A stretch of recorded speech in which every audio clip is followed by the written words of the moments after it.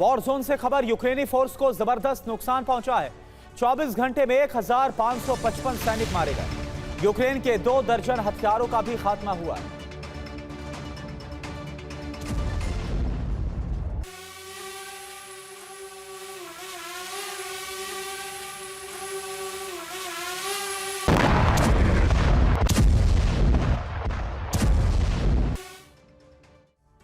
तो यूरोप और रूस के बीच महासंग्राम का सायरन बजने लगा है और इसकी वजह है रूस के खिलाफ यूरोप की न्यूक्लियर तैनाती। फ्रांस ने अपने 3 राफाल जेट न्यूक्लियर हथियारों के साथ पोलैंड में तैनात कर दिए हैं और इसके बाद बेलारूस में जारी रूसी ज़पाड युद्धाभ्यास भी परमाणु त्रिकोण पर पहुंच गया है। खुद रूस के राष्ट्रपति व्लादिमीर पुतिन युद्धाभ्यास के मैदान में पहुंचे और सैनिकों से बात की और इसके साथ ही रूस ने जमीन, समंदर और आसमान में अपनी न्यूक्लियर तैयारी पूरी कर ली है। रूस ने चेतावनी जारी कर दी है कि पोलैंड के विभाजन का समय आ गया है। आप देखिए क्या है रूस का पोलैंड प्लान और कैसे यह उसके अस्तित्व के लिए एक बड़ा खतरा है।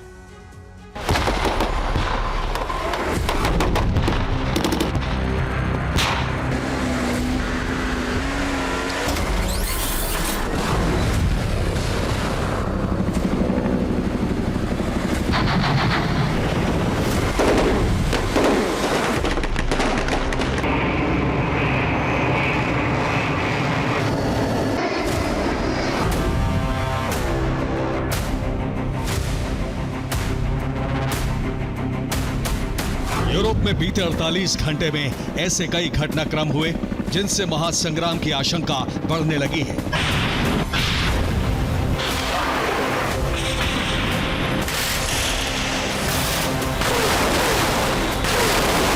पोलिश राष्ट्रपति के महल पर ड्रोन मंडराने के बाद पोलैंड में फ्रांस ने न्यूक्लियर हथियार तैनात कर दी।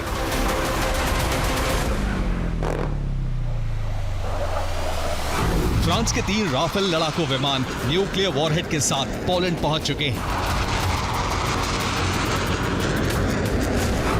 रूस ने बेलारूस में जारी ज़पाड युद्धाभ्यास में अपने परमाणु हथियारों को लॉन्च करने का अभ्यास किया है।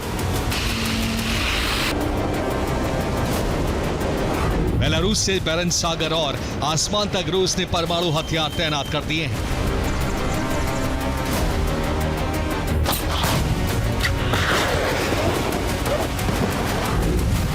सबसे खास बात यह है कि खुद रूस के राष्ट्रपति व्लादिमीर पुतिन ज़पाड युद्धाभ्यास की मॉनिटरिंग के लिए बेलारूस पहुंचे हैं।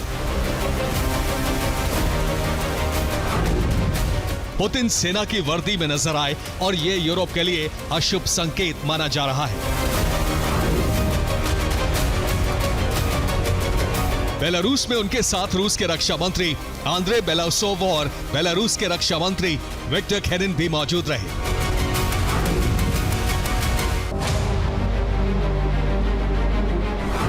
इस दौरान पुतिन ने युद्धाभ्यास में शामिल सैनिकों के साथ बातचीत भी की।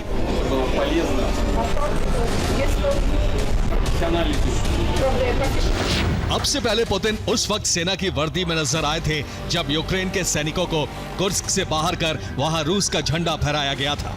दूसरी बार उनका वर्दी में नजर आना एक बड़े ऑपरेशन का संकेत माना जा रहा है, क्योंकि पोलैंड ने न्यूक्लियर हथियारों की तैनाती के बाद ज़पाड युद्धाभ्यास को फुल स्केल न्यूक्लियर मोड बना दिया है।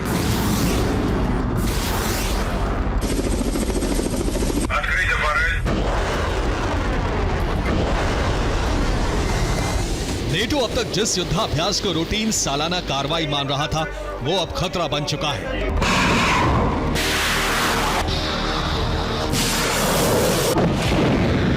रूस और बेलारूस की सेना ने न्यूक्लियर वॉरहेड लॉन्च करने का अभ्यास किया है। इसके साथ ही बेलारूस की जमीन पर नए न्यूक्लियर लॉन्च साइट तैयार किए जा रहे हैं। युद्धाभ्यास में पहुंचकर पुतिन ने कहा है कि यह सीमाओं की रक्षा का युद्धाभ्यास है।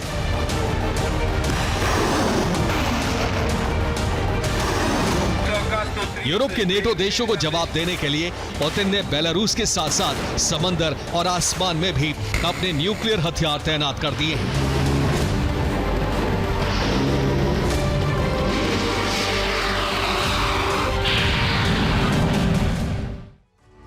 बैरन सागर की सतह और उसके आसमान पर रूस ने परमाणु तैनाती कर दी है। बैरेंट सागर पर रूस के Tu-160 परमाणु बॉम्बर गश्त लगा रहे हैं। ये युद्धाभ्यास अंतर्राष्ट्रीय जल क्षेत्र में किया जा रहा है, लेकिन बॉम्बर यूरोप के बहुत करीब है। बॉम्बर्स के साथ साथ बाल्टिक फ्लीट भी ड्रिल में शामिल हो गई है। रूसी नेवी ने बैरेंट सागर में क्रूज मिसाइल हमले किए।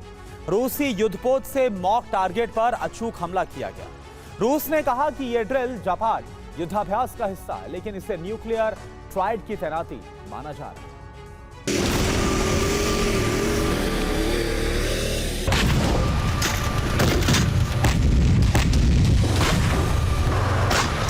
पोलैंड में यूरोप के न्यूक्लियर अम्ब्रेला की तैनाती के बाद रूस में यह आवाज उठने लगी है कि अब यूरोप पर हमले का समय आ चुका है।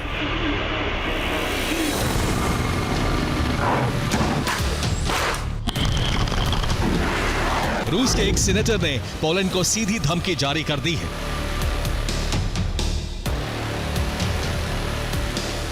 सीनेटर व्लादिमीर जाबारोव ने कहा है कि पोलिश सरकार की रूसोफोबिया नीति पोलैंड के अस्तित्व पर संकट बनने की ओर बढ़ रही है। पोलैंड के स्टेटहुड खत्म हो सकता है या फिर उसका एक बार फिर विभाजन होने जा रहा है।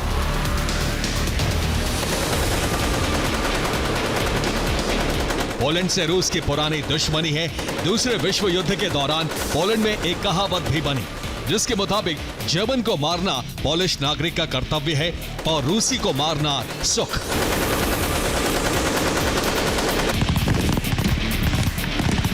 दुश्मनी की ये खाई और ज्यादा चौड़ी हो गई है, इसीलिए रूस ने फिर पोलैंड विभाजन की धमकी दी है।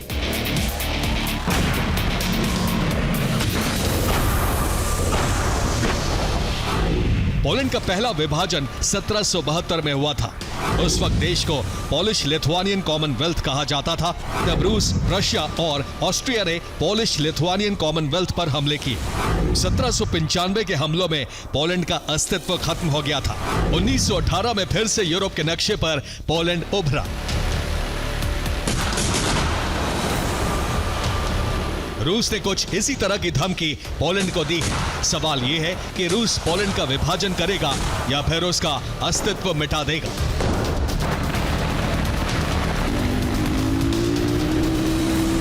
रूस के न्यूक्लियर हथियार तैनात हैं और हमला हुआ तो पोलैंड यूरोप के नक्शे से मिट जाएगा।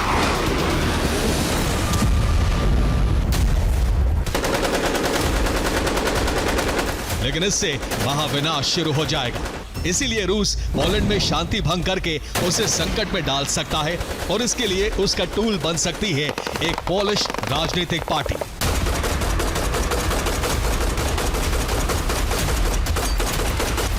पोलैंड में नेशनल रीबर्थ ऑफ पोलैंड नाम की एक फार राइट पार्टी है। ये 2001 से चुनाव लड़ रही है, लेकिन कोई सीट नहीं जीत पाई। ये पार्टी वैश्वीकरण, EU और US की विरोधी है। इसे पोलिश लोकतंत्र के लिए खतरा माना जाता है। रूस इस पार्टी को अपने हितों के लिए इस्तेमाल कर सकता है। इस पार्टी के जरिए पोलैंड में अशांति भड़काई जा सकती है।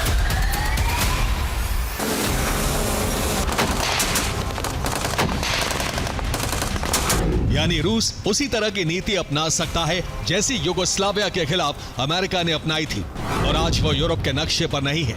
इस नीति से पोलैंड सतर्क है। इसीलिए पोलिश सेना रूस से जंग की तैयारी में जुटी है। एयर डिफेंस सिस्टम के टेस्ट किए जा रहे हैं और यूरोप के देश पोलैंड में अपनी सेना भेज रहे हैं।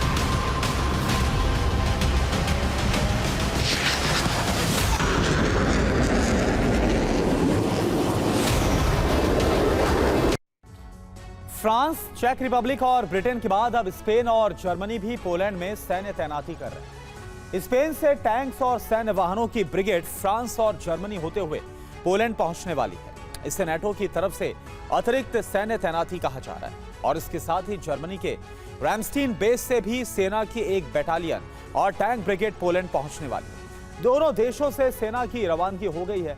पोलैंड की वायुसेना और अमेरिकी वायुसेना ने मिलकर आयरन डिफेंडर 2025 युद्धाभ्यास शुरू कर दिया। पॉलिश और US पैराट्रूपर्स ड्रिल कर रहे हैं। बीविन दोवस्की रेगिस्तान में यह ड्रिल हो रही है। सैनिक विमानों से छलांग लगाकर पैराशूट से लैंडिंग कर रहे हैं और इस ड्रिल से संकेत साफ है कि नाटो फोर्स युद्ध के लिए तैयार है।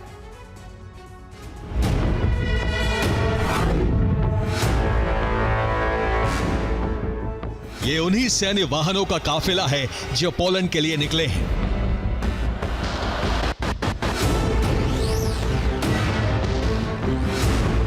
पोलैंड में 2 बार ड्रोन घुसपैठ के बाद नेटो सेनाएं स्पेशल अलर्ट पर हैं। यूरोप के अलग अलग देश महासंग्राम की तैयारी में जुट गए हैं।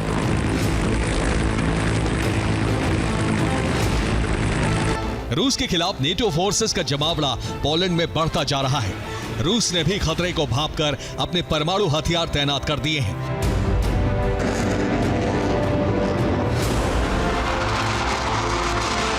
अगर पोलैंड के मुद्दे पर जंग छिड़ी तो ये रूस वर्सेस नेटो की जंग होगी, जिससे दुनिया के लिए सबसे बड़ा खतरा माना जाता है।